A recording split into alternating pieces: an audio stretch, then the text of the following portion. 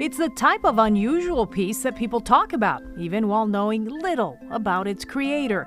It's the work of the woman known as the mother of pop art. You could call her the Andy Warhol of Venezuela and later the U.S. I think history has just not caught up to her in the way that we want everyone to catch up to her.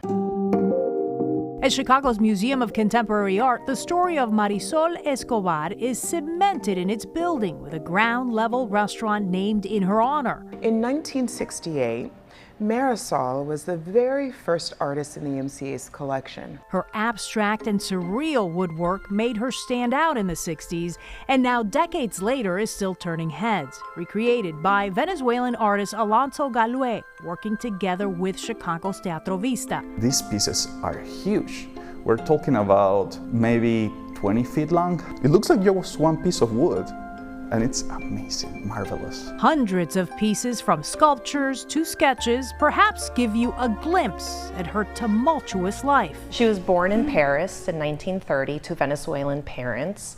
She was very affluent family. It was the boom of Venezuelan oil and real estate was happening at that time. At 11, her mother committed suicide and Marisol stopped talking for the decade that followed. It's those bits and pieces of her life that have drawn the world to her work.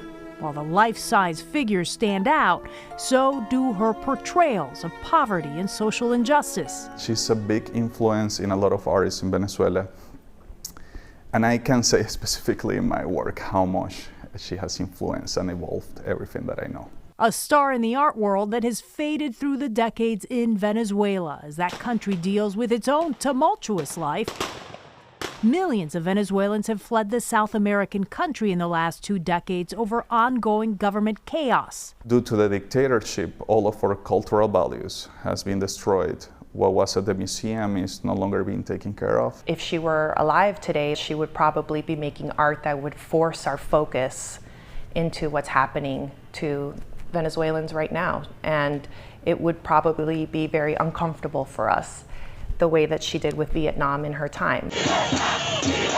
While the images of what's happening in Venezuela travel the world, preserving the memory and work of Marisol has become a goal for the women at Teatro Vista. We know very little about Marisol Escobar. Why do you think that is?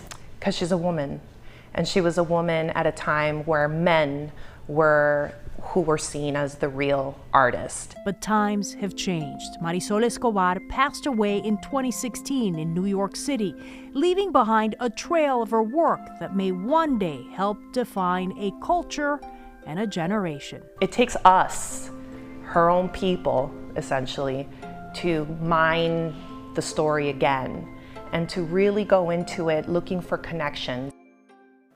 And the Buffalo Museum has a lot of Marisol's work. Right now, there's a traveling exhibit that has been viewed in Toledo and Dallas. Meanwhile, the women at Teatro Vista are hoping to build a theater production about her life right here in Chicago. Celebrating Hispanic Heritage Month, I'm Lourdes Duarte, WGN News.